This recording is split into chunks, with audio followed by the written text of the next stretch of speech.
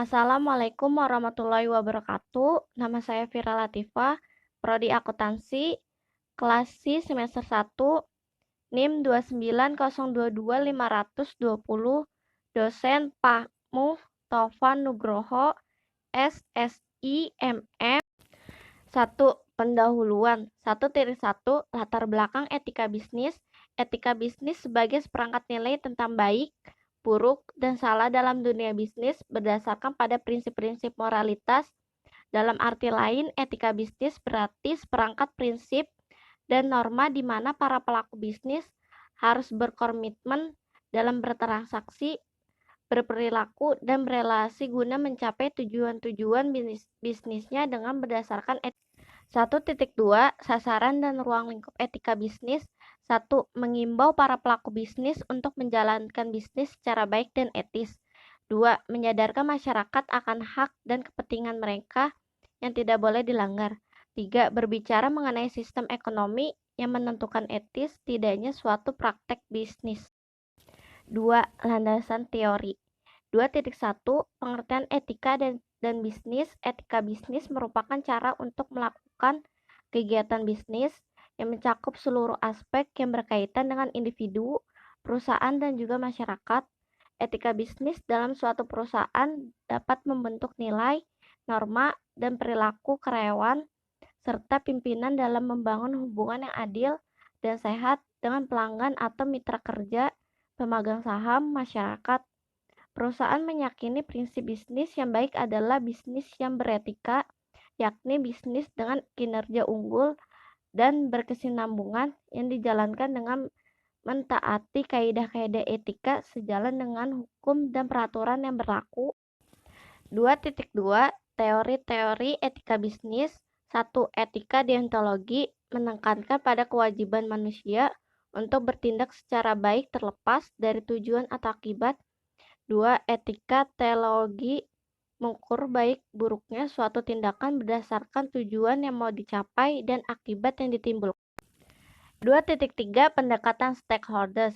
Stakeholders. 1. Terdapat pihak lain yang memiliki keterlibatan dan perhatian lebih besar akan perusahaan. 2. Sehingga tidak hanya shareholders yang perlu diperhatikan, tetapi juga stakeholders. 3. Karyawan perusahaan sangat berkepentingan karena menghabiskan sebagian besar waktu mereka di perusahaan, energi, bakat, dan kreativitas pada perusahaan yang membayar. 4. Stakeholders tidak mengurangi kewajiban manajer pada shareholders, tetapi juga memperhatikan pengambilan jangka panjang dan pemenuhan kewajiban stakeholder. 3. Pembahasan 3.1 Etika bisnis dalam manajemen pemasaran. 1. Kewajiban untuk mematuhi. Kewajiban untuk memberikan suatu produk dengan karakteristik persis seperti yang dinyatakan perusahaan, yang mendorong konsumen untuk membuat kontrak dengan sukarela, dan yang membentuk pemahaman konsumen tentang apa yang disetujui akan dibelinya. 2. Kewajiban untuk mengungkapkan. Penjual berkewajiban memberikan semua fakta pada konsumen tentang produk tersebut yang dianggap berpengaruh kepada keputusan konsumen untuk membeli. 3.1 Etika bisnis dalam manajemen pemasaran. 3. Kewajiban untuk tidak memberikan gambaran yang salah. Penjual harus menggambarkan produk yang ia tawarkan dengan benar. Ia harus membangun pemahaman yang sama tentang barang yang ia tawarkan di pikiran konsumen, sebagaimana barang tersebut adanya. 4.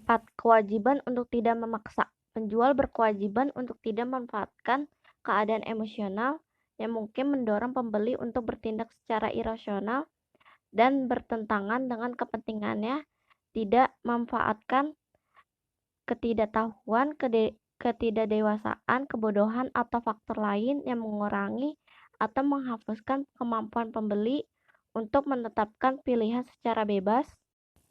3. Pembahasan 3.2 Etika bisnis dalam manajemen produksi. Fungsi produksi dilakukan oleh perusahaan untuk menciptakan atau pengadaan barang atau jasa. Transformasi yang dilakukan dalam kegiatan produksi adalah membentuk nilai tambah terhadap barang atau jasa. 3.3 Etika bisnis dalam manajemen sumber daya manusia. Etika manajemen sumber daya manusia dapat diartikan sebagai ilmu yang menerapkan prinsip-prinsip etika terhadap hubungan dengan sumber daya manusia dan kegiatannya. 3. Pembahasan 3.4 Etika utilitarianisme dikembangkan pertama kali oleh Jeremy Bentham 1748 sampai 1832 adalah tentang bagaimana menilai baik buruknya suatu kebijaksanaan sosial politik, ekonomi, dan legal secara moral. Etika utilitarianisme berfungsi sebagai kriteria seleksi bagi setiap alternatif yang bisa diambil, artinya sejauh mana alternatif punya kemungkinan mendatangkan manfaat bagi sebanyak mungkin orang. 4. Penutup 4.1 Kesimpulan Etika bisnis adalah suatu bagian yang tidak dapat dipisahkan dalam kegiatan bisnis yang dilakukan oleh para pelaku-pelaku bisnis.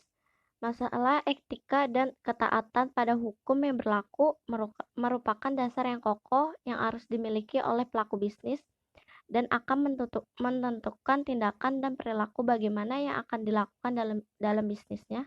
4.2 Saran Bisnis baru-baru ini menyadari implikasi parah dari perilaku karyawan tidak etis.